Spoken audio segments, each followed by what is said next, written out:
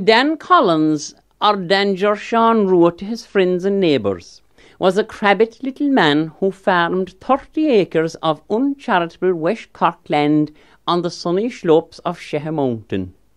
Now, Dan was a man who believed that any day began with a good breakfast, and Dan's breakfast usually consisted of 1 pint of boiling hot water to keep the kidneys regular, and after that would come the juice of 2 freshly crushed oranges. And yes, son, he'd have 2 plates of Macroom oatmeal, which would put hair on any man's chest if he wanted it there. And the breakfast was concluded with what Dan called the fry. Now, Dan's fry consisted of rashers, sausages, black puddings, white puddings, 2 fried eggs, topped off with something you wouldn't see much of nowadays, fried bread. And after that, Dan would head for the creamery. Now, any man farming 30 acres of uncharitable West Cork land wouldn't have much problem going to the creamery. And Dan used to always set off in a little black Morris Minor that he had with 2 buckets of milk inside in the back seat. Now, this particular morning that I am alluding to, Dan wasn't gone far down the road at all when he met a travelling man, or a tinker, thumbing into Cailkill to collect his social security. Now, Dan, being a charitable man, stopped to give the travelling man a lift.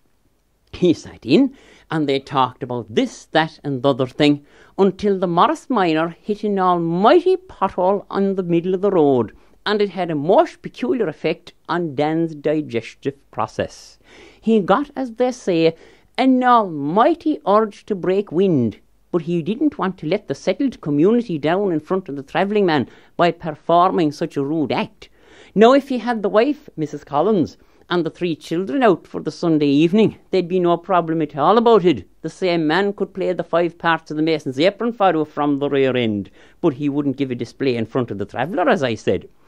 The further on the road he went, Dan felt as if he'd blow apart from the sheer pressure which was coming from within him. But he came around a bend in the road, and as they say, down there for dancing. What did Dan see? Only the biggest silage pit that whoever saw in the parish of Bantry. And of course, when he opened down the window of the Morris Minor, there was the raw smell of silage came into the Morris Minor. And when it was absolutely polluted with it, as they say in the West Kerry Gaeltacht, begin Dan unvert. Well, the relief was unbelievable.